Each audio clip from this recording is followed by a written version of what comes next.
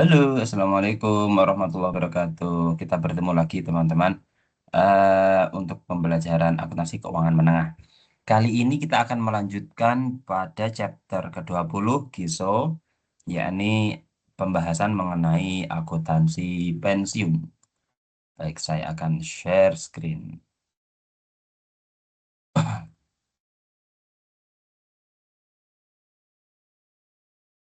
Oke, ini sudah terlihat saya slideshow. Nah, chapter ke-20 kita akan membahas accounting for pensions and post-retirement benefits. Nah, akan ada beberapa learning objective, but mungkin kita hanya akan sampai ke 4 sama mungkin 5 ya. Yang pertama kita akan membahas, mendiskusikan fundamental-fundamental dari pension plan, akuntansi pension plan.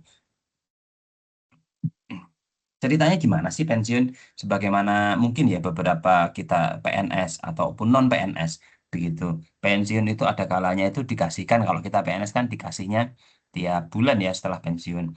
Kalau di beberapa perusahaan itu biasanya dikasihkan ke depan. Either dikasih di depan setelah pensiun maklek jadi satu gitu, ataupun dikasihkan secara per bulan. Itu perusahaan ataupun kita pemerintah itu membutuhkan suatu investasi. Kalau di pemerintah misalnya di Indonesia itu Taspen kayak gitu. Untuk pembiayaan nantinya menjadi suatu aset, plan aset untuk pensiunan begitu. Memang manajemennya ini harus benar-benar ini ya, harus benar-benar pinter, bersih dan seterusnya. Enggak seperti yang kejadian-kejadian beberapa tahun lalu di PT Taspen ya. Nah, integritas. Nah, fundamentals of pension plan accounting, an arrangement whereby an employer provides benefit atau payments to retired employees for service they perform in their working years. Jadi, nah saya buat annotation deh, annotation as always. Oke. Jadi employer company itu akan memberikan suatu contribution.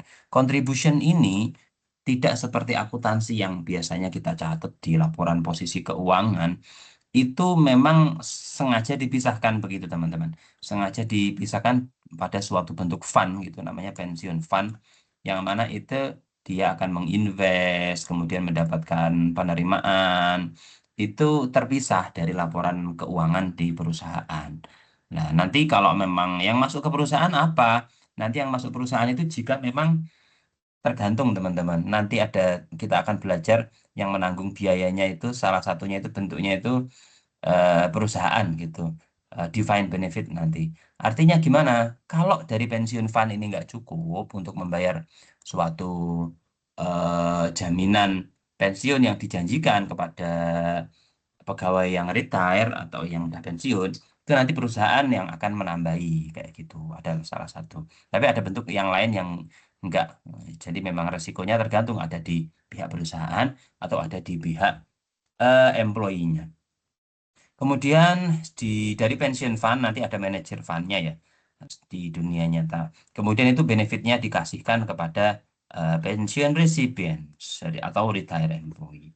Ya kurang lebih seperti ini teman-teman fundamental dari pension plan accounting. Nah, pension plan can be contributory. Employees voluntarily make payment to increase their benefit. Jadi secara kontributori, secara secara apa namanya volunteer, secara voluntary, employee itu kalau model kontributori ini secara voluntary akan membayar suatu pembayaran tertentu tiap bulan kah, tiap tahun kah. Kadang-kadang ada perusahaan yang tidak ngasih pensiun, makanya kadang-kadang ada program-program pensiun di perusahaan keuangan, di lembaga keuangan. Nah, biasanya nabung di situ atau model-model seperti investasi-investasi yang mana apa namanya manajer investasinya itu ngasih bentuk produk namanya pensiun plan kayak gitu. Ada yang non contributory ini seperti kita itu employer langsung bears the entire cost. Nah, ini langsung ini langsung biasanya kalau misalnya kita seperti kita PNS itu biasanya udah langsung dipotong seperti itu. Kayak gitu. Supaya memang kadang-kadang gini, kadang-kadang memang harus sesuatu itu dari sisi pemerintah ya, kalau dari sisi perusahaan atau pemerintah Itu perlu memang kita itu memaksa model seperti itu supaya memang menjamin masa depannya employee-nya kayak gitu. Bukan dalam bentuk pemaksaan yang dalam artian negatif ya, tapi malah justru positif. Kemudian yang ketiga ada qualified pension plan. Sini over tax benefit kadang-kadang kayak gitu. Kemudian pension fund should be a separate legal and accounting entity. Tadi yang saya jelaskan ini dipisah dari laporan posisi keuangan perusahaan. Kayak gitu. Jadi suatu memang benar-benar pensiun apa fund yang aman gitu dari loss dari perusahaan.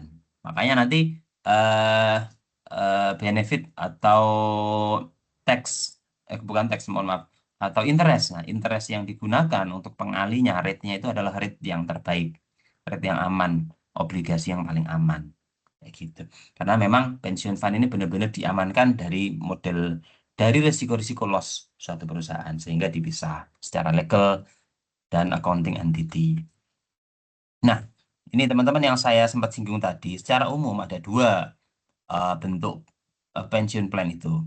Yang pertama itu defined contribution, apa ya bahasa Indonesianya itu seperti uh, program apa ya? Saya kemarin baca program manfaat pasti kalau nggak salah kayak gitu bahasanya. Bukan, defined contribution itu kalau contribution itu program iuran, nah, iuran pasti. Jadi itu iurannya yang pasti. Tiap bulan membayar, kemudian diinvest oleh suatu manajer tadi atau pensiun fund. Nanti hasilnya berapapun, itulah yang akan diperoleh oleh si orang yang pensiun. Jadi tiap bulan bayar atau tiap tahun. Kemudian di suatu saat katakanlah 10 tahun lagi pensiun, angka berapapun di sini itulah yang menjadi haknya si employee. Nah, apa kalau bedanya secara umum? Kalau benefit plan ini bahasa Indonesianya kalau nggak salah program pensiun. Kalau tadi kan ini iuran pasti, iurannya yang pasti. Kalau ini benefitnya yang pasti. Apa ya? Program benefitnya yang pasti. Ya pokoknya gitulah. Benefit saya lupa namanya di bahasa Indonesia. Program pensiun benefit. Nah, yang pasti itu benefitnya itu dijamin gitu ya. Nanti kalau saya ingat kita bahas lagi. Jadi memang ini bayar juga tiap bulan atau tiap tahun employee-nya. Kemudian pas retire katakanlah 10 tahun di sini itu mendapat angka sekian. Mendapatnya ini bisa aja tidak sesuai rencana teman-teman. Kan di sini kan invest nih bisa aja investnya gagal ini si manajernya atau mengalami risiko-risiko yang tidak baik. Hmm, Sehingga tidak sesuai dengan yang diharapkan yang di sini. Nah, jika modelnya ini defined benefit plan, resiko-resiko itu yang menanggung adalah employer atau perusahaan. Misalnya nih, harusnya di sini dapat 100 juta ketika pensiun. Ternyata hasil invest cuma dapat 90 juta gitu lah. Kurangnya 10 juta inilah yang akan dibayar oleh employer. Risk borne by employer. Tapi kalau ini yang model defined contribution, ini contributionnya yang pasti. Ini risk borne by employee. Jadi berapapun yang diperoleh itu ya urusannya employee gitu. Tapi memang kalau kebanyakan yang pakai ini teman-teman ya defined benefit plan. Ini teman-teman baca sendiri apa bedanya. Kalau ini employer contribution determined by plan fix gitu. Kemudian benefit based on plan value. Nah, kalau defined benefit plan, benefit determined by plan jelas angkanya, bukan by contribution. Either contributionnya berapapun, pokoknya di sini hasilnya 100 juta dapatnya gitu. Kemudian employer contribution varies macam-macam ya sesuai perhitungan dari aktuaria. Nah, di keduanya companies engage actuaries to ensure that pension plan is appropriate for the employee group cover. Gitu. Ada kontribusi perhitungan oleh aktuaria, penilaian oleh aktuaria, biasanya di tiap akhir tahun atau di awal penyusunan plan. Nah, ini saya minum dulu.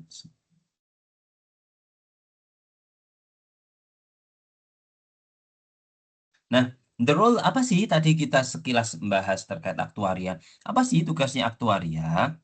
Actuaries makes prediction of mortality rates. Jadi aktuaria itu menghitung, memprediksi dari mortality rate, kemudian employee turnover, kemudian interest and earning rates, early retirement frequency, future salaries. Kenapa future salaries? Karena ini perlu di present value kan teman-teman. Present value kan sehingga nilai kini dari plan itu yang pas berapa. Itu dihitung oleh aktuaria. Dan semuanya other factor necessary to operate a pension plan, keadaan ekonomi, kemungkinan perang, dan macam-macam. Gitu. They also compute the various pension measure that affect the financial statement such as. Nah, kemudian dihitung juga dia pension obligation, annual cost of servicing the plan, kemudian the cost amendment of the plan. Apa sih ini tiga-tiga ini? Nanti kita akan bahas di bawah. Nah, secara umum pertanyaan besarnya terkait eh liability, measure of the liability. Aku mau jelasin dulu ini. Liability itu apa sih sebenarnya bagi perusahaan? Ini liability ini adalah kewajiban ini yang harus dibayarkan oleh perusahaan. Kayak gitu, kontribusi yang harus dibayarkan oleh perusahaan. Nah, kontribusi ini bisa jadi memang udah tadi ya, kalau dia itu kurang misalnya ini. Misalnya tadi yang kita bahas ini, kalau kurang, ini tadi harusnya dapatnya 100 pegawai. Kemudian dari investasi, manajer investasi plan hanya dapat 90. Nah ini kalau kurang, ini liability bagi perusahaan. Nah semacam inilah teman. Jadi two question, dua pertanyaan besarnya itu loh. What is the pension obligation that a company should report in the financial statement? Dari laporan posisi keuangan, oke, tadi pension plan itu dipisah dari laporan posisi keuangan. Tapi apa yang perlu dilaporkan di laporan posisi keuangan? Nah, yang perlu dilaporkan apa? Kemudian itu tadi misalnya nih, tadi kan ada kemungkinan misalnya suatu pegawai itu pensiun di hari ini, itu ada kurangnya berapa sih? Liability-nya berapa sih? Yang tadi misalnya sehari ini harusnya kalau pegawai pensiun sesuai perhitungan itu dapat 100 juta. Oh, dari investment hanya 90. Oh, berarti ada liability di situ berapa? Ya, 10 kayak gitu. Itu harus ada di laporan posisi keuangan. Dan yang kedua, what is the pension expense for the period? Nah, pension expense ini apa? Munculnya dari mana? Dia itu pension expense ini itu muncul apabila pegawai sudah memenuhi suatu kriteria akan mendapatkan pensiun. Misalnya kriterianya pegawai dapat pensiun bila mana dia itu telah bekerja selama setahun gitu. Nah, modelnya setelah telah bekerja selama setahun itu lah yang menjadi pension expense yang harus dibayarkan oleh si employer atau perusahaan kepada fund. Pension fund itu menjadi pension expense. Nanti jurnalnya pension expense pada cash. Secara umum kayak gitu. Nanti akan kita bahas. Jadi ada jurnalnya itu cuma tiga nanti. Antara pension expense sama cash. Sama satu lagi di laporan posisi keuangan kalau ada perbedaan di antara keduanya. Itu nanti itu jadi either liability atau aset. Kalau misalnya dia itu pensiunnya yang harus dibayarkan lebih tinggi daripada yang expense yang tadi dibayar atau cash yang udah dibayar, otomatis jadi liability, benar. Kayak gitu. Nanti kita akan lihat. Nah, ini teman-teman baca-baca sendiri ada macam-macam different measure of the pension obligation. Ada yang vested benefit obligation doang, itu di present value kan. Nah, kemudian accumulated benefit obligation, nah itu di present value kan. Kemudian yang terakhir, divine benefit obligation, itu yang di present value kan. Kenapa kayak gini perlu? Biasanya digunakan tuh yang ini teman-teman, untuk yang normal. Karena dia itu nggak hanya benefit for vested employee only at current salaries, tapi future salaries juga. Dan itu untuk vested and non-vested employee. Karena tadi perusahaan itu akan FRS atau standar dimanapun itu akan meminta suatu perusahaan mencatat akuntansinya itu secara pendekatan yang hati-hati. Jadi semuanya at future salaries iya, vested and non-vested employee juga iya. Nah ini sekilas terkait tadi ya, liability muncul dari mana atau aset itu muncul dari mana? The net Defined benefit obligation atau assets also referred to as a funded status is the deficit or surplus. Jadi perbedaan nih teman-teman, either deficit ataupun surplus related to a defined pension plan. Gitu. Nah, dari mana nih benefit atau surplusnya teman-teman? Itu dari ini defined benefit obligation, artinya yang harus dibayar dari berapa kepada suatu karyawan. Misalnya tadi contoh kita 100 dikurangi dengan fair value of plan asset. Plan aset itu apa? Yang tadi misalnya penyetoran uang dari contribution itu kan jadi suatu plan diinvest oleh manajer obligasi. Nah, di akhir tahun hasil investnya dibandingkan dengan kewajibannya gede mana gitu. Kalau gede kewajibannya itu nanti defisit, nanti ada net define, otomatis akan ada liability atau obligation bagi perusahaan. Nah, ini lebih ke ini teman-teman, lebih ke model benefit yang tadi, yang ini, yang model ini defined benefit obligation, karena ini yang dipakai di internasional standarnya. Meskipun tentunya dalam dunia nyata nggak semua perusahaan ngasih pensiun ya teman-teman. Nah, defined benefit obligation, ingat itu modelnya tadi mana ya? Ini dia itu akan yang menanggung itu model yang ini yang kanan, yang akan menanggung itu ya yang employer gitu. Jadi, karena akan yang menanggung employer, kalau ada perbedaan antara defined benefit obligation dengan plan aset yang udah dia rencanakan, dia setorkan, dan diinvest oleh manajer fund tadi, itu menjadi kewajiban dari perusahaan untuk memenuhinya. Dalam cerita ini, defined benefit obligation-nya yang harus dibayarkan 1 juta, plan asetnya 900.000, sehingga menjadi liability suatu perusahaan 100. Begitu pula satu kejadiannya itu kebalikannya teman-teman, bisa aja surplus. Misalnya defined benefit obligation-nya dari perhitungan seluruh karyawan turnover macam-macam oleh aktuaria tadi itu 150.000. Nah, kemudian ternyata plan asetnya dari hasil invest ini luar biasa, investnya ternyata bagus. Ini jadi lebih gede dari itu, 200.000 akan menjadi defined benefit assets. Tuh, kurang lebih.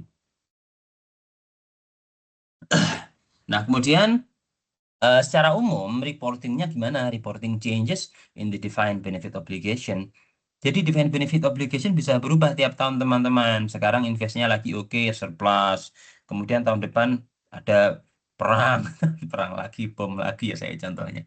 Itu jadi jelek, itu jadi ada liability, bisa aja teman, bisa berubah-ubah. Aturannya, all changes in the defined benefit obligation, ini all changes ya, and plan asset in the current period be recognized in comprehensive income. Jadi laporan comprehensive income. Nah, companies report changes in arising from different elements of pension liabilities and assets in different section of the statement of comprehensive income. Jadi depending on their nature. Ya, kita lihat nanti ya di bawah ada model-modelnya gimana.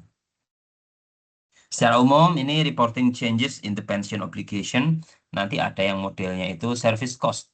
Sekilas saja ya, nanti kita bahas lagi di bawah. Service cost itu adalah cost yang dibayarkan oleh perusahaan terhadap eh, terhadap misalnya nih employee ya, terhadap jasa-jasa yang udah employee lakukan selama setahun ini. Itu service cost. Misalnya nih, suatu employee udah bekerja setahun, otomatis dia itu udah ada, katakanlah di peraturannya kayak gitu, udah ada hak untuk dapat pensiun. Lah, hak untuk dapat pensiun itu berapa? Nah, itulah yang akan nanti masuk ke net income. Itulah yang namanya service cost yang akan masuk ke net income. Dalam bentuk apa? Nanti secara dalam bentuk apa ini sebenarnya? Kenapa masuk net income? Itu nanti dalam bentuk expense, teman-teman. Expense. Nah, kemudian dibayarkan secara cash. Nah, ini namanya contribution biasanya. Kok contribution? Ini apa? Service cost, expense. Expense pada cash itu yang dikeluarkan oleh perusahaan.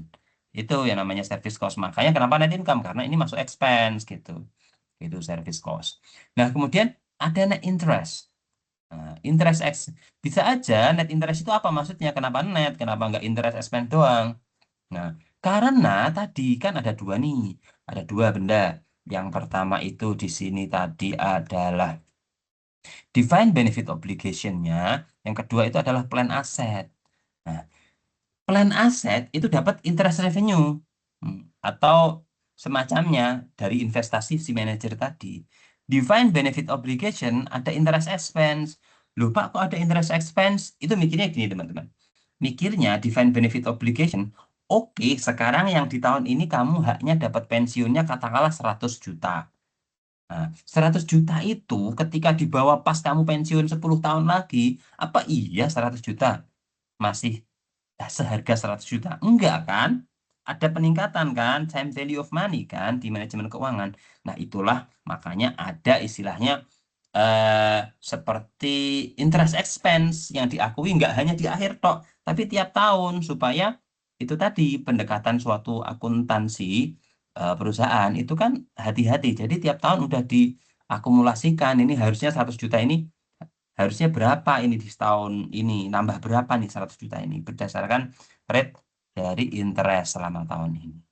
Jadi akan muncul interest expense dan interest revenue. Nah, interest expense kalau greater than interest revenue ataupun kebalikannya interest expense less than interest revenue nanti masuk net income. Kayak gitu. Jadi kalau model kayak gini nanti ada semacam interest expense pada perubahan dari ini apa obligation itu, net interest gitu. Obligation ataupun plan asset. Dinetkan juga tadi obligation atau net asset pada laporan posisi keuangan perusahaan. Nah, kemudian yang terakhir ada yang nggak masuk ke net income seperti remeasurement. Remeasurement itu apa? Nah, ini kembali lagi ke model ini tadi ya. Remeasurement itu apa? Tadi kan ada dua ya, defined benefit obligation sama plan asset. Plan asset itu seperti ini teman-teman dihitung seperti teman-teman kemarin belajar akuntansi aset tetap itu kan ada impairment, bisa bisa aja turun gitu. Ada menggunakan fair value option kayak kemarin. Ketika investasi menggunakan fair value itu bisa aja naik, bisa aja turun. Lah itulah begitu pula yang dengan defined benefit obligation di sini, teman-teman. Ini juga bisa aja naik, bisa aja turun di luar expense interest yang dilakukan, normally dilakukan. Itu berdasarkan perhitungan aktuaria tentunya ya. Itu yang masuk ke other comprehensive income atau OG. Bedanya itu ya. Ada yang masuk net income, ada yang masuk other comprehensive income. Nah, tadi ya, kalau kita kembali lagi di service cost di sini, teman-teman. Di service cost ini, saya ceritain tadi kan, dia misalnya udah setahun, otomatis akan ada hak dia menjadi expense suatu perusahaan. Service cost, ini ada yang current year, ada yang past year, atau di sini kita sebut past service cost. Jadi ada current service cost, ada past service cost. Apa itu Pak? Current service cost dan past service cost. Ini sama teman-teman baca sendiri ya. Jadi pas current service cost itu increase in the present value of the defined benefit obligation from employee service in the current period. Current period. Intinya tadi seperti saya ceritain. Selama setahun ini dia itu udah membebankan berapa expense yang harus kita bebankan kepada laporan posisi keuangan kita atas jasa yang telah diberikan employee tersebut selama setahun ini. Tapi ada past service cost itu seperti kalau misalnya ada amandemen misalnya resulting from a plan amendment. Nah, atau setelah perhitungan dari suatu aktuaria. Amandemen misalnya nih dulunya kalau pensiun dapatnya sat, cuman katakanlah 50% dari gaji terakhir gitu. Nah, kemudian ada amandemen misalnya ketika pensiun mendapatkan uang pensiun per bulan jadi 60% dari gaji terakhir. Nah, once terjadi plan amandemen itu akan mengubah harusnya service cost tahun sebelum-sebelumnya kan. Iya kan? Karena naik kan tadi dari 50 menjadi 60. Nah, otomatis current service cost tahun-tahun sebelumnya itu salah kan? Nah, itu kesalahan harus diperbaiki. Itulah yang namanya past service cost. Atau modelnya kayak gini amandemennya. Dulunya pegawai yang pensiun sebelum usia 58 itu nggak dapat uang pensiun gitu. Kemudian sekarang peraturannya baru, pokoknya di atas 50 tahun itu kalau pensiun itu dapat uang pensiun. Otomatis dulunya perhitungan-perhitungan itu sama kan, yang sebelumnya misalnya dihitung akan ada 50 miliar yang akan perlu dikeluarkan di tahun X. Oh, sekarang 50 miliarnya salah karena kalau 50 miliar ini dihitung ketika usia pensiunnya sampai 58, Pak. Gitu. Sekarang usia pensiunnya 50 udah bisa dapat. Oh, kurang. Berarti harus 60 miliar. Ini berarti harus dicatat kan. Nah, itu namanya past service cost, teman-teman itu. Nah, ketika ada past service cost ini semuanya laporan ini ada current service cost, past service cost ini nanti akan masuk laporan laba rugi, statement of comprehensive income.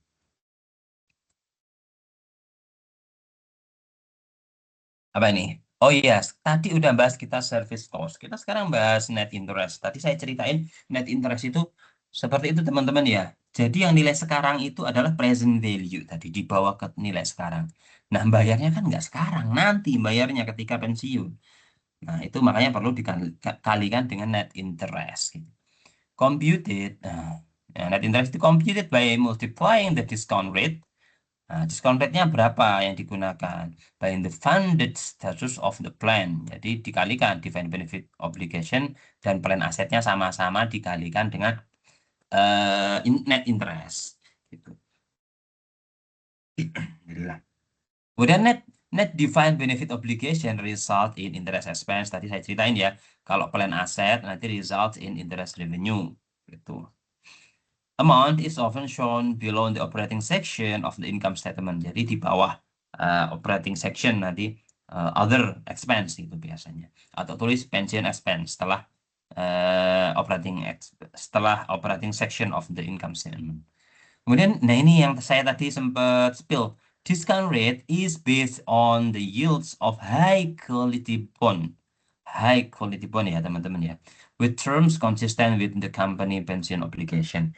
Nah, jadi high quality bond either di interest expense ataupun di interest revenue. Karena ini memang benar-benar secara logiknya pensiun fund ini harus yang paling aman gitu dari risiko-risiko impair atau macam-macam paling aman.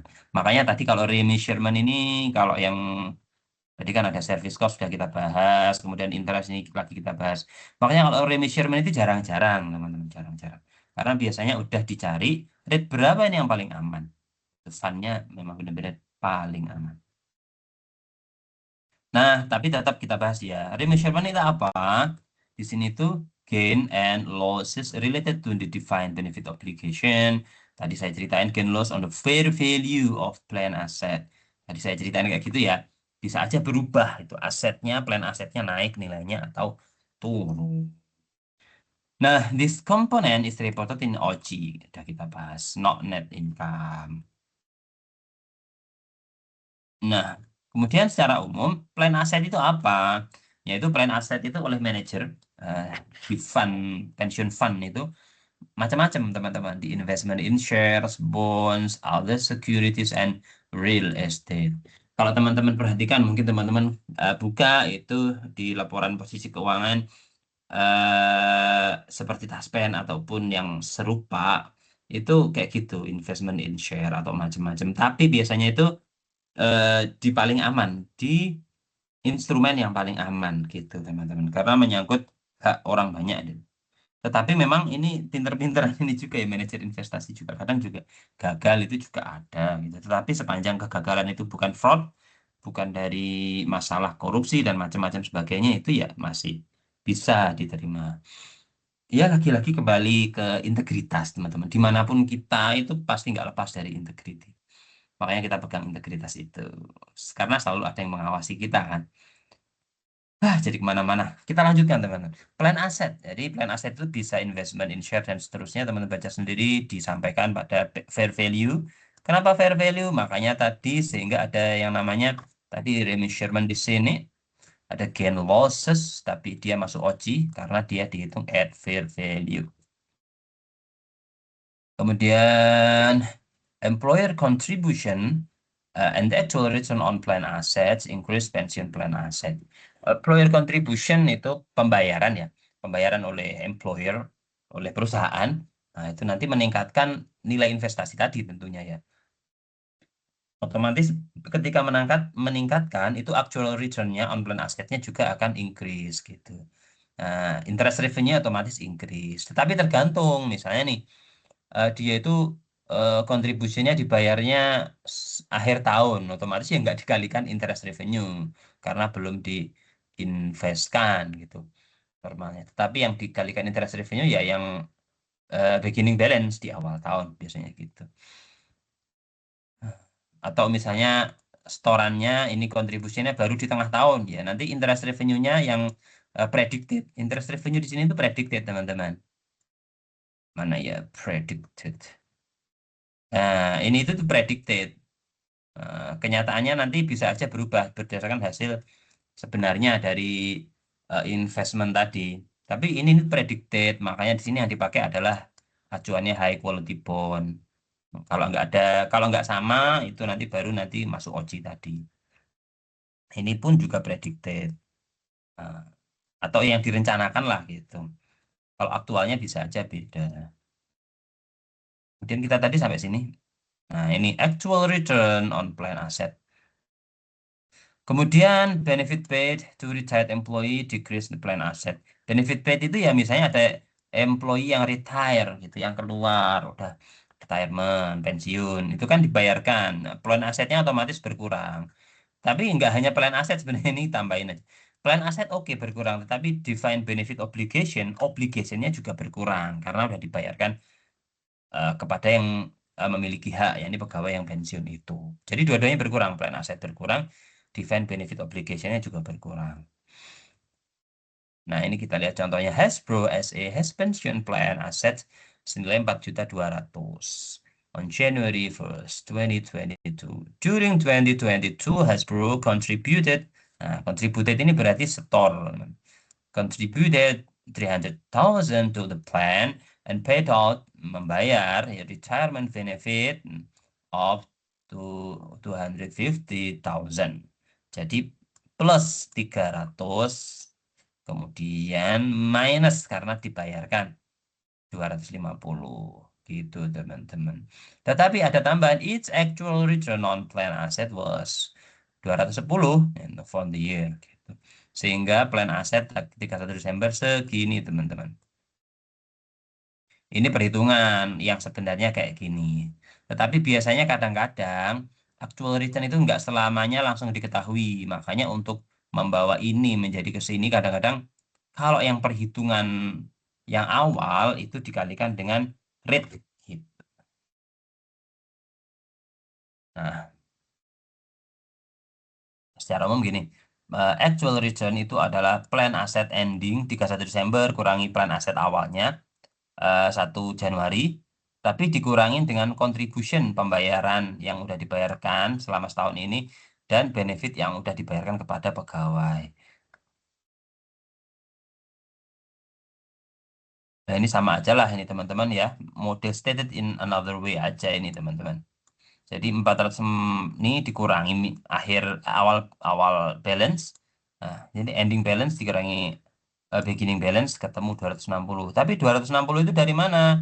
Oh, ternyata yang contribution-nya itu 300. Dan ternyata yang benefit payment itu 250. Nah, berarti yang sebenarnya dari actual return berapa sisanya? Ya gitu. Ya ini macam-macam. Nah, ini yang cukup penting nih teman-teman. Yang kedua, learning objektif yang kedua yakni menggunakan worksheet for employers pension plan entry. Nah, untuk melakukan suatu jurnal entry dalam suatu perusahaan, oh jurnal entry-nya ini expense kita berapa ya? Oh, cash kita yang kita keluarkan otomatis ada sih catatan cash.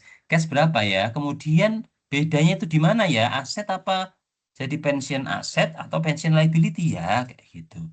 Itu biasanya menggunakan bantuan worksheet ini. Ya, as its name suggests, the worksheet is a working tool. Hanya working tool, teman-teman. Jadi ya, tapi penting walaupun working tool. Nanti akan saya jelaskan logiknya gitu.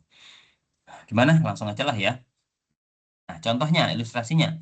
Zarle provides the following information related to its pension plan for the year 2022. Sebentar, saya lihat WA dulu.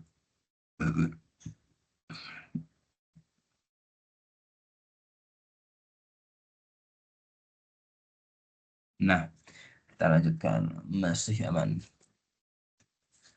Jadi untuk tahun 2022 itu plan assets-nya pada 1 Januari aman. 1 Januari plan asetnya adalah 100.000 awalnya. Kemudian defined benefit obligation tadi ya defined benefit obligation itu muncul dari kewajiban-kewajiban yang jika pensiun sekarang dibayarkan berapa. Yang mana akan berubah tiap tahun mengikuti interest tadi. Apa? Karena mengikuti masa pensiunnya pegawai. Nah, Defined Benefit Obligation 1 Januari 100. Balance ya teman-teman ya. Ketika balance seperti ini teman-teman, artinya apa? Artinya di laporan posisi keuangan si Zarle ini nggak ada liability ataupun aset. Karena balance, netnya balance, nol. Jadi laporan akhir tahun 2021 atau tahun sebelumnya, itu nggak ada liability atau aset. Adanya paling expense pada cash. Gitu. Kemudian annual service cost is 9,000. 9,000. Iya, annual service cost. Apa tadi annual service cost, teman-teman?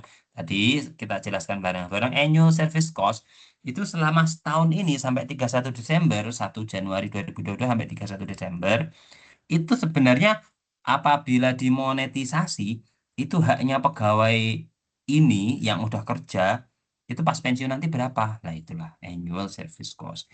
Nah, 9.000. Kemudian diskon rate yang high quality bond tadi adalah 10%. Ini yang digunakan rate-nya untuk mengalihkan dari apa? Either dari defined benefit obligation ataupun yang dari plan asetnya. Pengalihnya sama rate-nya 10%. Jadi kalau di soal misalnya ada macam-macam rate bond, bond yang ecek-ecek atau bond yang high quality, pakai yang bond yang high quality. Kemudian funding contribution are 8,000. Jadi ada 8.000 yang dibayarkan oleh employer kepada fund, pensiun fund. Ini fokusnya apa kalau kayak gini? Fokusnya 8.000 ini akan menambah nilai plan aset. Ya, kayak gitu. Kalau annual service cost tadi berarti akan menambah jadi expense nih teman-teman. Sehingga dia akan termasuk ya akan menjadi expense. Dan kalau ini secara umum akan masuk defined benefit obligation. Masuk ke sini. Kemudian benefit paid to retirees during the year are 7,000. Nah, kalau ini masuk ke mana ya? Ini otomatis mengurangi kedua-duanya. Plan aset berkurang 7.000. Plan aset berkurang kenapa? Dibayarkan duitnya. Kemudian si defined benefit obligation kepada pegawai juga berkurang. Kok berkurang? Karena udah dibayarkan, berkurang dong obligasi untuk membayar gitu secara umum. Kemudian pertanyaannya, prepare a pension worksheet for Zerly Company for the ending. Nah, kayak gitu. Kalau teman-teman sebenarnya worksheet tadi kan tool ya. Kalau udah langsung ketahuan sebenarnya aku mau jurnal apa, langsung jurnal sebenarnya. Tapi masalahnya nggak ketahuan nih teman-teman. Gitu. Jadi perlu bantuan ini. Aku lihatkan endingnya dulu ya. Endingnya ini sebenarnya mau menjurnal ini teman-teman. Endingnya itu hanya mau menjurnal ini sebenarnya. Jadi mana berapa yang akan masuk di laporan posisi keuangan, either di laporan apa laba rugi, ini expense kan masuk laporan laba rugi, dan berapa yang akan masuk di neraca atau laporan posisi keuangan, sini liability, senilai ini. Itu sebenarnya endingnya yang mau dibuat. Tapi kan agak susah nih kalau nggak ada alat bantu. Nah, ini digunakan worksheet ini. Tapi kalau sebenarnya udah bisa tanpa worksheet ya nggak apa-apa juga langsung. Nah, yang pertama, jadi ini memo sama jurnal entry ya teman-teman ya. Jurnal entry itu kalau di laporan, kalau di IFRS kalau nggak salah, yang dibutuhkan yang penting itu jurnal entry ini, yang di akhir ini aja.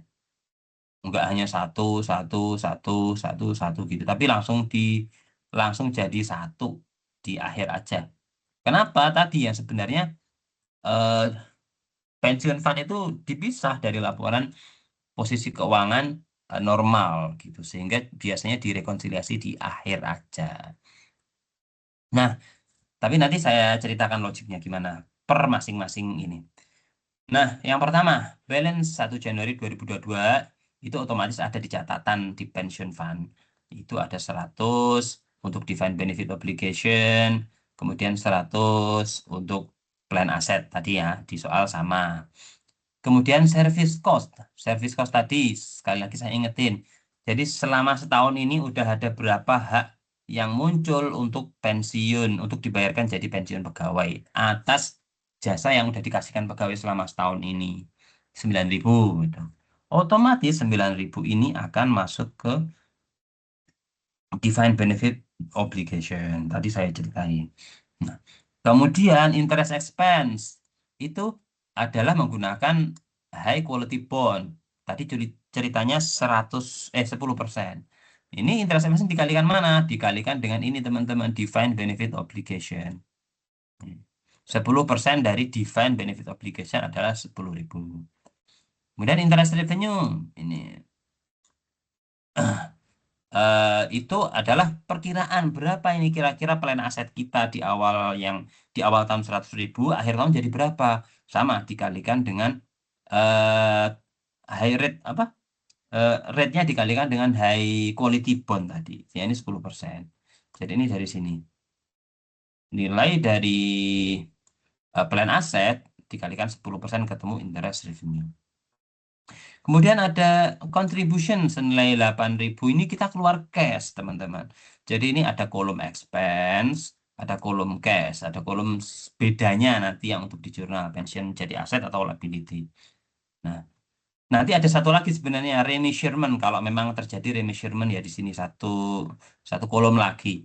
Tapi ini ceritanya nggak ada remeasurement, berarti nggak ada kolom itu. Nah, kemudian di di cash itu kita keluar 8.000. Kenapa keluar 8.000? Karena perusahaan membayar kepada pension fund dalam bentuk kontribusi untuk diinvestasikan dalam plan aset. Sehingga keluar cash 8.000. Nah, 8.000 ini tentu akan menambahkan plan aset. Oh ya, tadi ya, interest expense otomatis akan menambahkan defined benefit obligation di sini. Interest revenue akan menambahkan plan aset.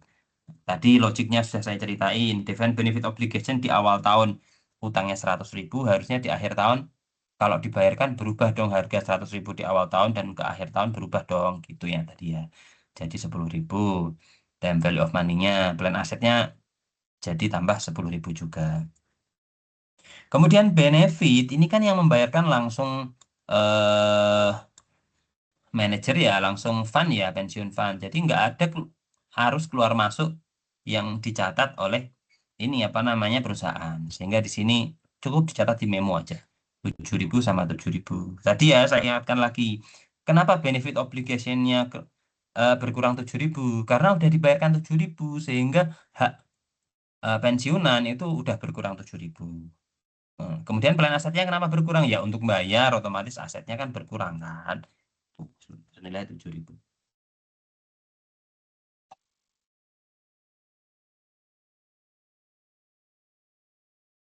Nah, in total itulah yang akan perlu di jurnal, teman-teman.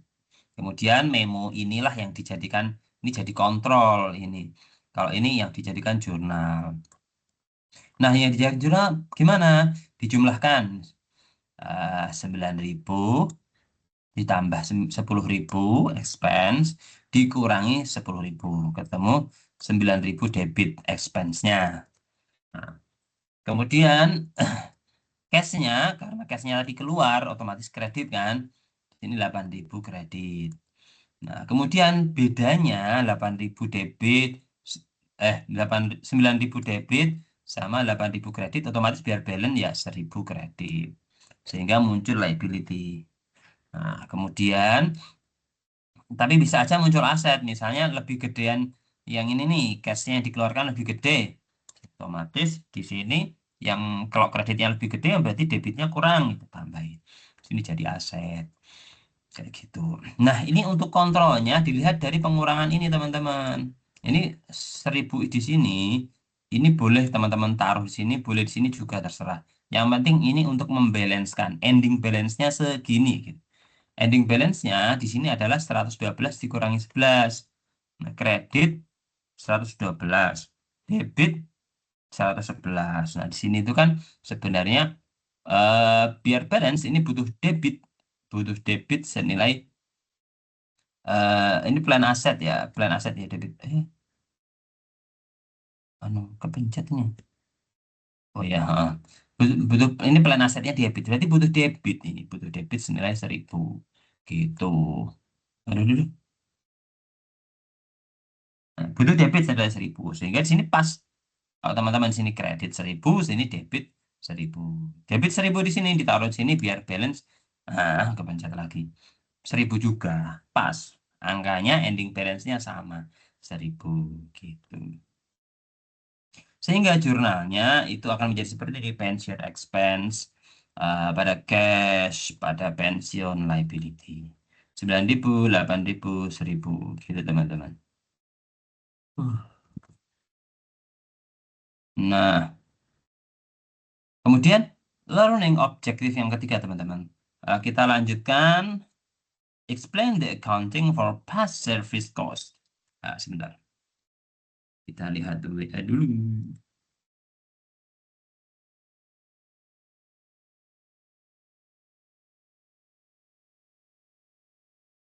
Oke, masih aman. Nah, tadi servisnya kalau di soal yang ini itu adalah current service cost. Nah, tadi ya. Hanya service cost di tahun ini. Annotation-nya mana sih? Oh, ini. Ben. Kemudian sekarang yang di learning objective yang ketiga itu terkait adanya past service cost.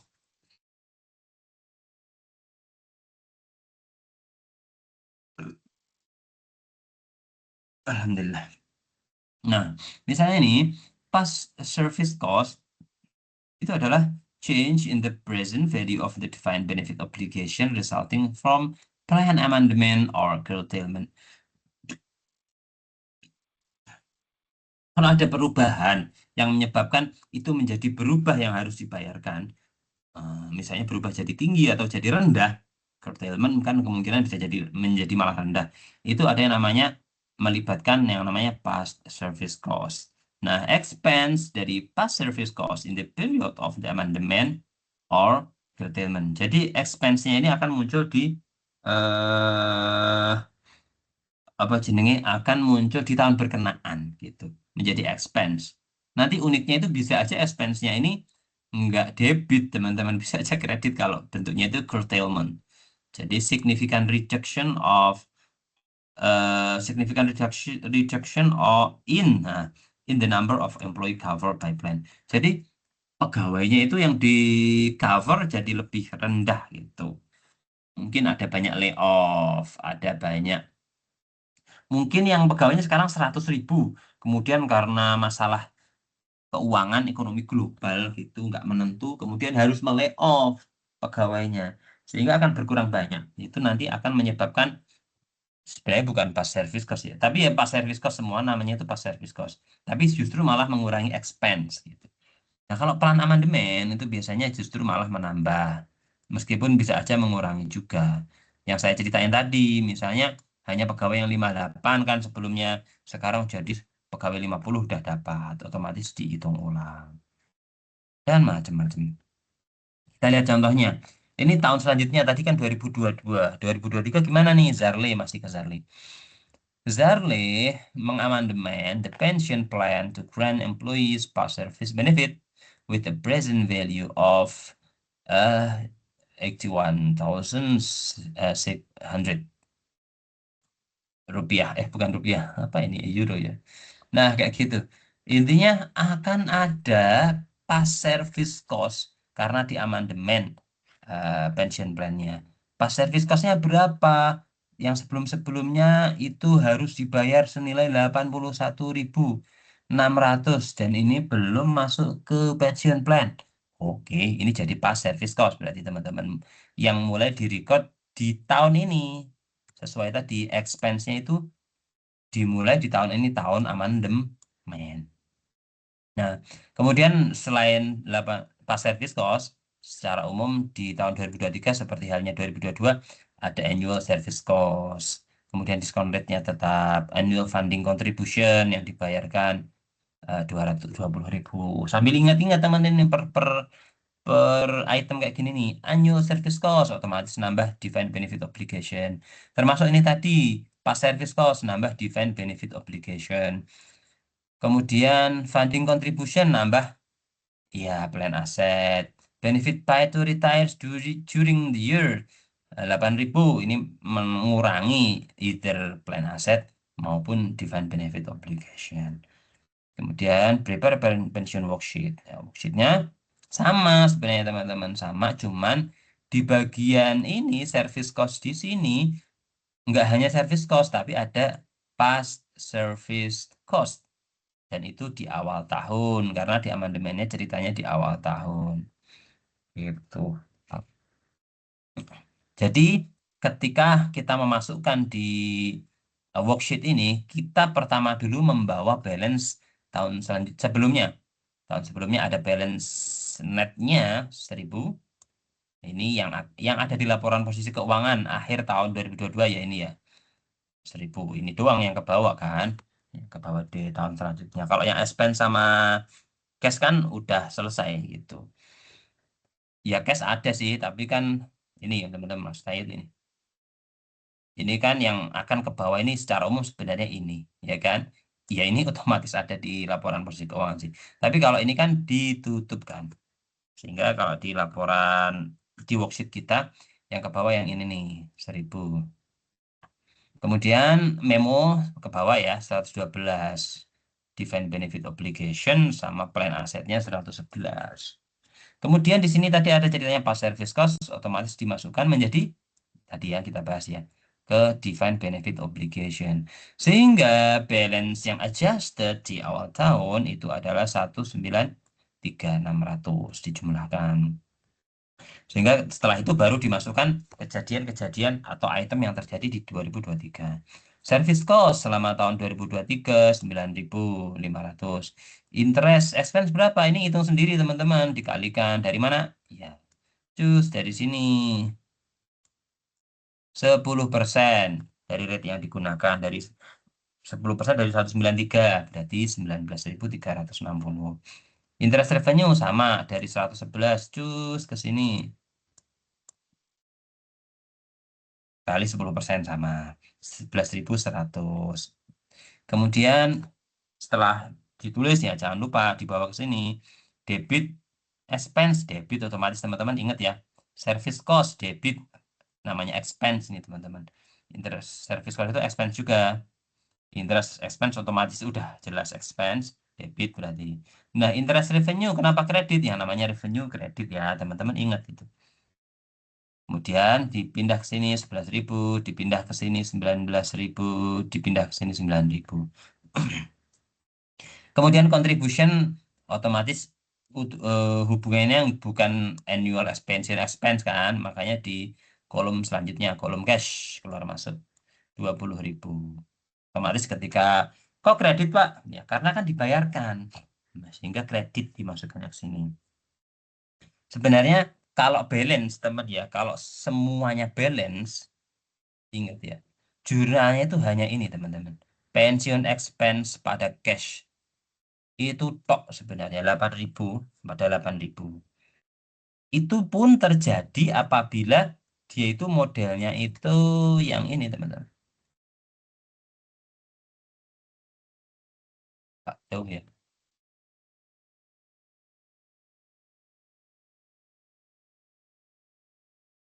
Nah, model itu kalau define contribution plan, contribution plan itu ya kontribusinya cash-nya doang tadi yang udah jelas. Kalau model perusahaan itu define contribution plan, itu hanya ceritanya sama tadi cuman pensiun expense 8.000 pada cash 8.000 udah selesai. Resiko kurang bayar di akhir pas waktu pensiun itu bukan ada di perusahaan resikonya, tapi pada employee. Sehingga nggak ada perlu menjurnal-jurnal benefit liability berapa di laporan posisi keuangannya tahun ini berapa. gitu. Jadi yang perlu di jurnal-jurnal itu yang di bawah-bawah itu yang secara umum yang model yang define benefit plan ini. Jauh.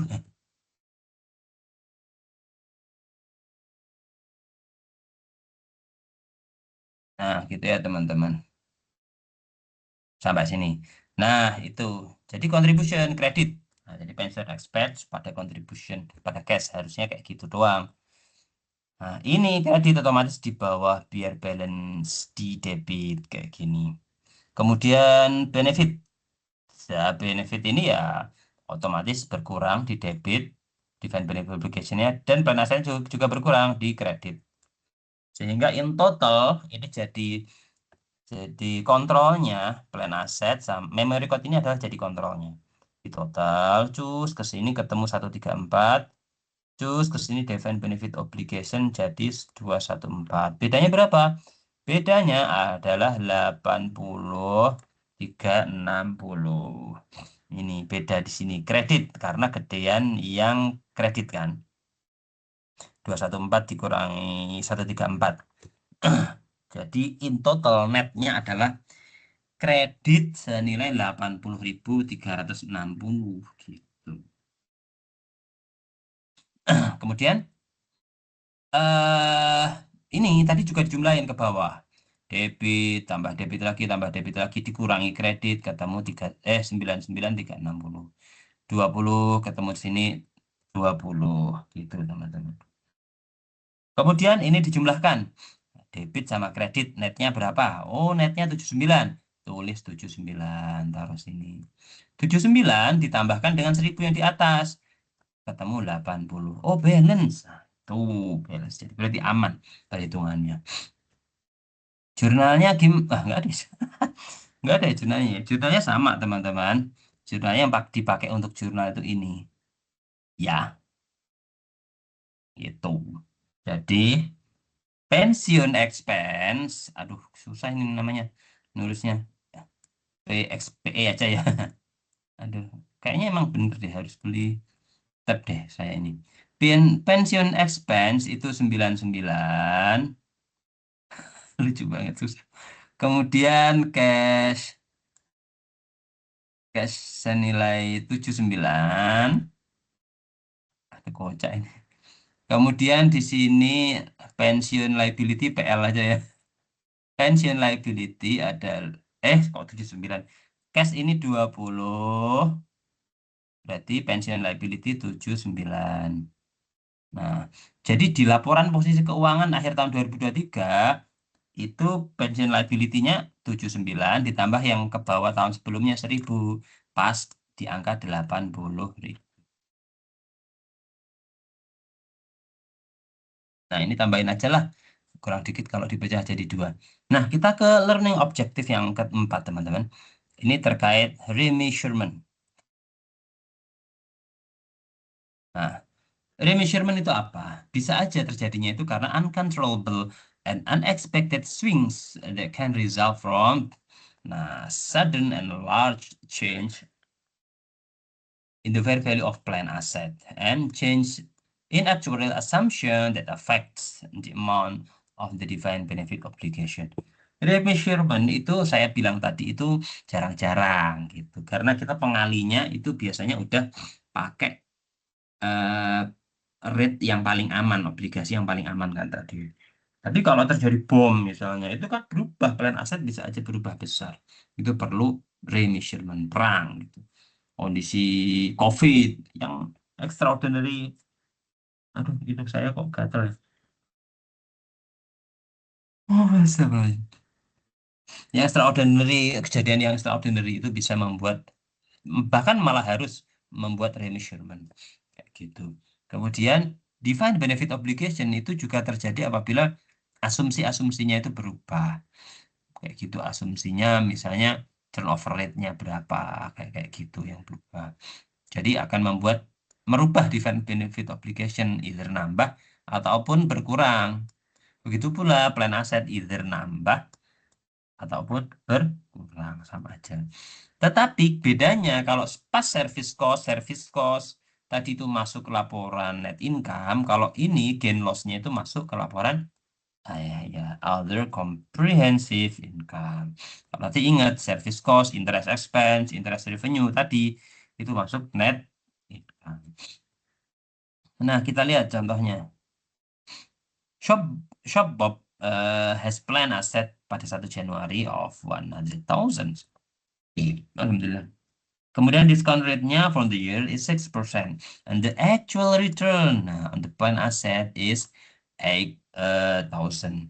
Jadi ada jelas-jelas ada perbedaan nih teman-teman nih. Karena yang kita gunakan discount rate-nya itu 6%. Padahal itu berdasarkan obligasi yang high quality. Ternyata actual return-nya mungkin karena tadi investmentnya bagus, perusahaan atau tadi kan investmentnya ada di share, ada di macam-macam ya. Itu perusahaannya perusahaannya itu eh, sangat bagus gitu, outstanding gitu menghasilkan sehingga returnnya 8.000 nggak hanya 6. Kalau 6% kan artinya 6% kali 100 ini teman-teman 6.000 ya. 6.000. Jadi nggak hanya 6.000 sebagaimana yang diperkirakan, tapi ternyata actualnya 8.000. Sehingga ada aset gain 2.000. Inilah yang masuk ya OG.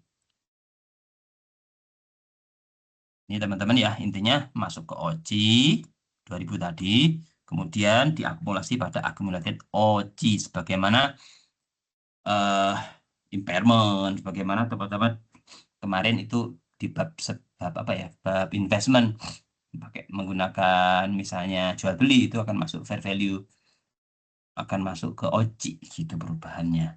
Bukan yang jual beli, yang dijadikan held for sale kemarin itu sama semuanya akan masuk ke OJ.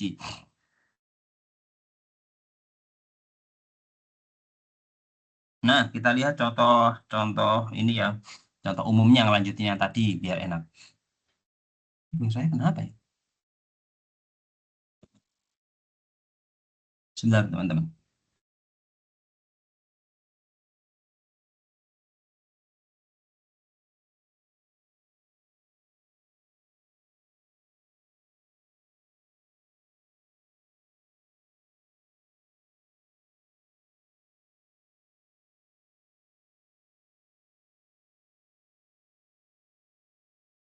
Nah, kita lanjutkan tadi 2022 udah, 2023 nambah past service cost.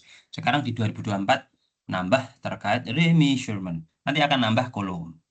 The following facts for the company apply to the pension plan for 2024. Nah, yang pertama, annual service cost. Ini normal lah ya, 12.000 sama seperti tahun-tahun sebelumnya. 9.000, 9,5, sekarang jadi 13. Kemudian diskon rate masih sama. Nah, actual return on plan asset ternyata 12.000 actual returnnya. Ini yang tadi hubungan sama remeasurement tadi, ketahuan actual returnnya. Kemudian annual funding contribution ini modelnya ya normal seperti tahun-tahun sebelumnya ya. Kemudian benefit paid to retire during the year 10.500 ini normal seperti tahun sebelumnya. Change in actuarial assumption. Nah, ada perubahan asumsi-asumsi aktuaria. Misalnya turnover pegawai tadi. The end of the year, defined benefit obligation menjadi 265. Jadi defined benefit obligation-nya itu setelah dihitung di akhir tahun ternyata 265 gitu. Beda dengan perhitungan worksheet yang awal, misalnya kayak gitu. Gimana nih worksheet-nya yang perlu kita siapkan? Tetap kita siapkan step by step, teman-teman. Nah, ada past service cost enggak? Enggak ada, Pak. Oh, ya udah langsung berarti teman-teman. Kalau enggak ada past service cost, kita bawa apa? Ya, kita bawa eh saldo di akhir tahun kemarin, di akhir tahun 2023. Pensiun aset 80. Oh, 80, Pak. Iya kan, untuk kemarin 2023 80, coy. Ini kan, yang saya ingatkan ya. Ini yang di bawah 80. Ya, ini jumlah dari mana? 1.000 di awal tahun sama 79 di akhir tahun. Jadi 80, 214, 134. Di bawah. Nih 80, 214, 134. Kemudian Yang pertama kita masukkan service cost. Pertama kita masukkan service cost tadi ceritanya 13.000. Cost berarti jadi expense, pension expense. Ketemu 13.000 teman-teman. Kemudian otomatis debit sini kita kredit sini. Defined benefit obligation masuk 13. Kemudian interest expense tadi ya 10% dari ya 10% dari 214. Salah. Ketemu 21446. Kemudian interest revenue. Oh ya, ini debit karena expense sehingga di sini kredit. Interest revenue berapa? 10% juga, Pak. Dari 134. Ketemu 13.410. Sehingga di sini kredit karena revenue, sehingga masuk ke sini jadi debit karena menjadi aset. Kemudian benefit yang dibayarkan oleh pensiun fund otomatis nggak perlu di laporan kita, laporan perusahaan. Ini cukup ditulis di perhitungan pencatatan si apa? Si memory code si pensiun fund 10.500 dan 10.500. Tadi ya logiknya tidak saya ulang. Kemudian ternyata tadi ada remeasurement Pak gitu. Contribution tadi belum ya? Contribution 24.000 normal lah ya. Kenapa kredit? Karena perusahaan membayar kepada pensiun fund. Sehingga pensiun fund dapat debit plan aset. Nah, kemudian tadi ada cerita remeasurement Pak gitu. Jadi ya, remeasurement dari actual return di sini sama change in actuarial assumption di sini. Nah, di actual return ternyata di sini adalah harusnya 12.000, Pak. 12.000 ya gitu. Salah dong. Yang kita perkirakan itu adalah kan tadi mana ya? Ini. Yang return yang kita perkirakan kan ini. Lihat nih teman-teman. 13410. Oh, ternyata setelah di akhir tahun cuman 12.000. Berarti yang udah dikredit 13.410 ini kelebihan, Pak. Oh ya, berarti harus didebit dikurangi.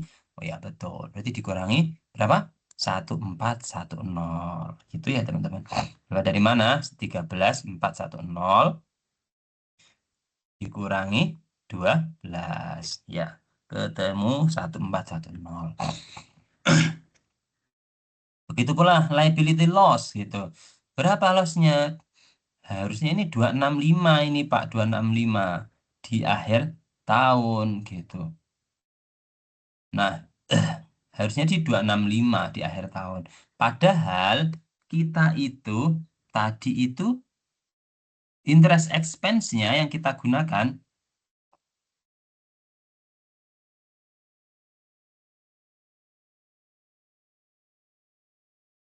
Nah, interest expense-nya yang kita gunakan di sini adalah berapa teman-teman? 21446 gitu ya kan? 21446 di debit itu. Sehingga ketika 21446 di debit, padahal harusnya itu adalah 265.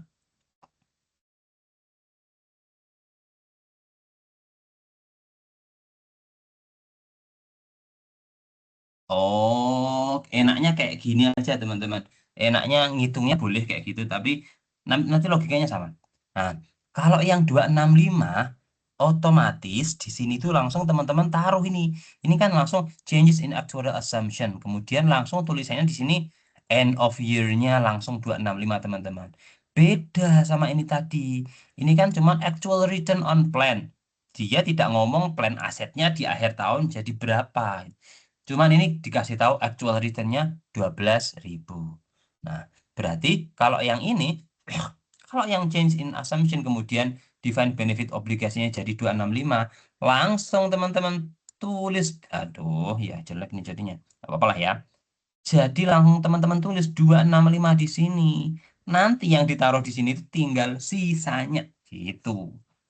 Supaya jadi 265 gitu. Gitu teman-teman ya. Kalau ini kan tahu kan logiknya karena udah diketahui 12.000, otomatis kita udah 13.000 dikurangi. 13 kurang 12 ketemu 14. 14 debit, berarti tambahkan 14 kredit. Kemudian plan aset dijumlahkan ketemu 159. Kemudian defined benefit obligation kita perlu jumlahkan sementara sampai sini.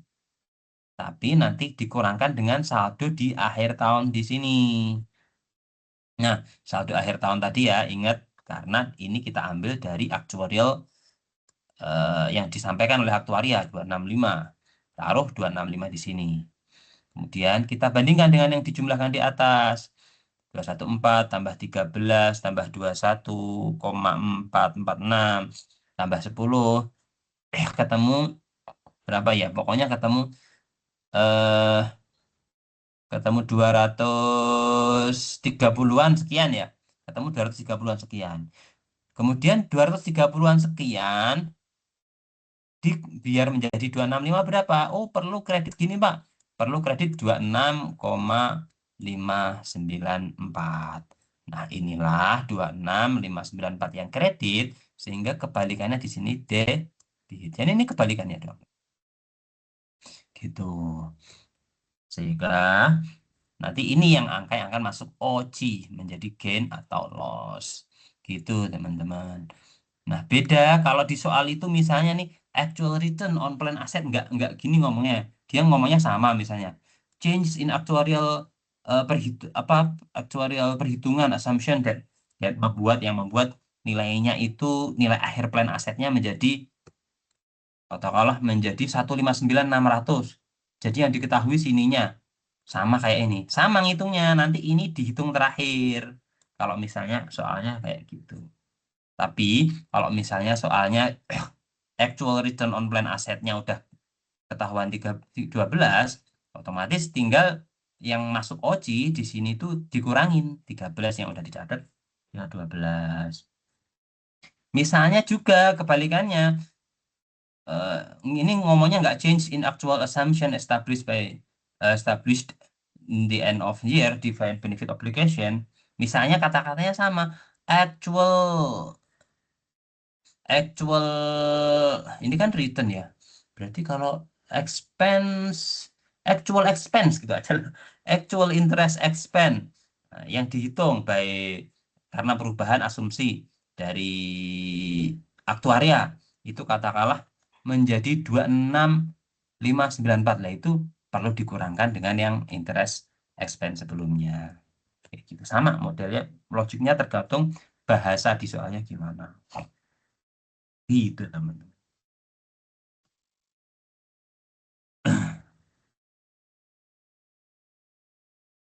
Nah, sehingga angkanya di sini ketemu 265 sama 159. Karena gede 265 berarti gedean kredit 1 105 500 105 105 betul. 105 400 gedean di kredit gitu teman-teman. Sehingga untuk untuk kebutuhan penjurnalan untuk expense berapa? Tinggal dijumlahin 13 tambah 12 dikurangi 13 ketemu 21. Ini untuk expense, pensiun expense. Kemudian kas yang dikeluarkan 24. Kemudian OC, debit sama debit, loss berarti. Nah, ketemu 28 dijumlahkan. Nah, pensiun yang di sini ini yang terakhir berarti ya teman-teman. Yang terakhir supaya balance gimana gitu teman-teman. Ini otomatis tetap di 28 gitu supaya balance 21 tambah 24. Oh ini yang enggak. Hidung saya nggak nyaman.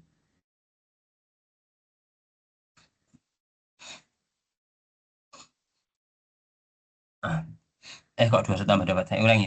Supaya balance 21 debit, kemudian ada kredit 24, ada debit lagi 28. Oh berarti perlu kredit lagi 25 gitu. Menjadi pensiun aset atau liability. Nah, jurnalnya ini teman-teman.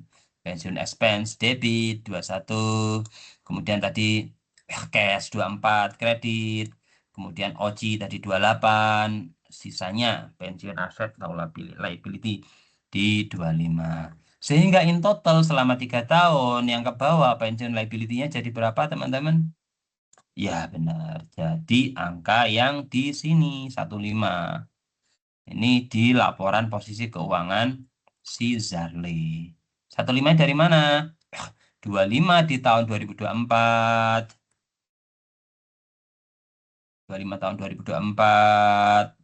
Kemudian 79 di tahun 2023.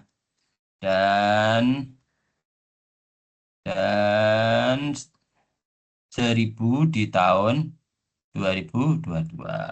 Gitu. Itu teman-teman terkait penggunaan worksheet dan penjurnalan. Nah, ini tambahan aja teman-teman baca sendiri.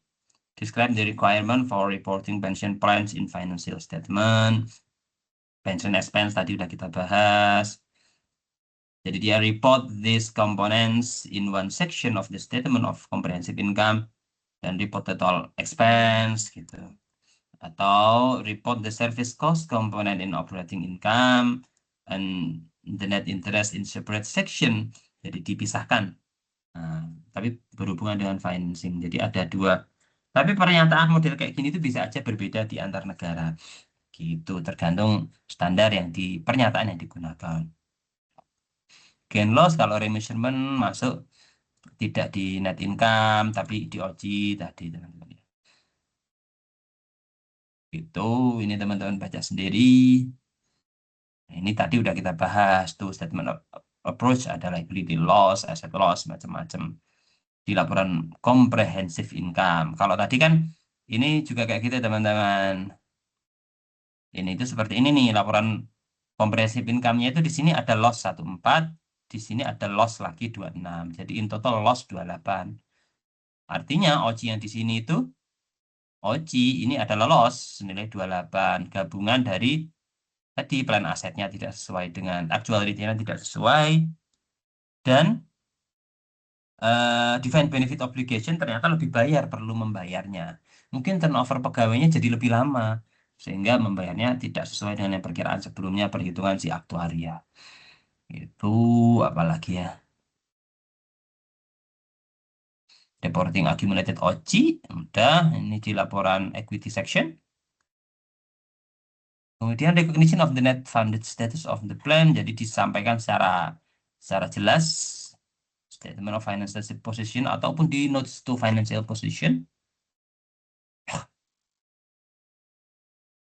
Nah, kemudian kalau jadi aset, misalnya tadi plan aset lebih tinggi daripada defined benefit obligation, itu nanti kan jadi aset. Nah, asetnya itu di mana? Dia akan ditaruh di non-current asset. Untung lah istilahnya. Harusnya bayarnya di akhir tahun, misalnya 100. Tadi yang cerita awal saya tadi, misalnya 100 juta dolar, ternyata di laporan net antara DPO dan plan aset jadi 110. Berarti lebih 10 gitu. Itu jadi non-current asset. Tapi normally kalau yang dari contoh-contoh tadi malah masuk liability gitu teman-teman. Sampai di akhirnya liability-nya di 3 tahun ini menjadi 105. Karena apa? Karena ini tadi defined benefit obligation sekali lagi lebih tinggi daripada plan asset. Nah, kalau kebalikannya, kalau plan asset sini lebih tinggi daripada defined benefit obligation, berarti di sini bukan kredit tapi debit. Nah, debitnya itu masuk ke tadi non current, mana non current ini masuk ke non current asset gitu. Ya, ini teman-teman baca sendiri selebihnya. Kurang lebih itu teman-teman materi dari stop sharing. Ya, materi dari pension ini expense semoga membantu dan tetap semangat teman-teman. Kurang lebihnya mohon maaf. Assalamualaikum warahmatullahi wabarakatuh.